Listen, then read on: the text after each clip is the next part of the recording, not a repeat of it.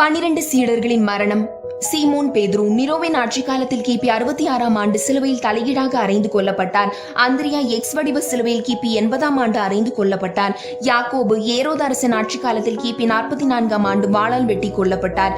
யோவான் நாடு கடத்தப்பட்டு பத்மோஸ் தீவில் இயற்கையாக மரணத்தை தழுவினார். கொதிக்கும் பாத்திரத்துக்குள் வீசப்பட்ட போதும் அதிசயமாக காப்பாற்றப்பட்டார். பிலிப்பு கிபி 80ஆம் ஆண்டு கல்லால் எரிந்து வாளால் கொல்லப்பட்டார் அல்லது சிலுவையில் தலைகீழாக தொங்கவிடப்பட்டு கொல்லப்பட்டார் என்று கருதப்படுகின்றது. நத்தானியேல் கிபி 80ஆம் ஆண்டு உடலின் தோலை உரித்து அத்தோலை ஆடையாக அணிவித்து தலையை வெட்டி கொன்று போட்டார்கள். தோமா கிபி 80ஆம் ஆண்டு முழங்கால் படியிட்டு வேண்டிக் கொண்டிருந்த போது ஈட்டியால் குத்தி ஊடுருவப்பட்டு கொல்லப்பட்டார்.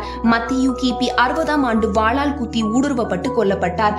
அல்பியுவின் மகன் யாக்கோபு கிபி 62ஆம் ஆண்டு மறைப்பணியின் போது தூக்கி வீசப்பட்டு தடியால் அடிக்கப்பட்டு கல்லால் எரிந்து கொல்லப்பட்டார். யூதா ததேயு இயேசுவின் உறவினரான இவர் தடியால் அடிக்கப்பட்டு கோடாரியால் தலை வெட்டப்பட்டது.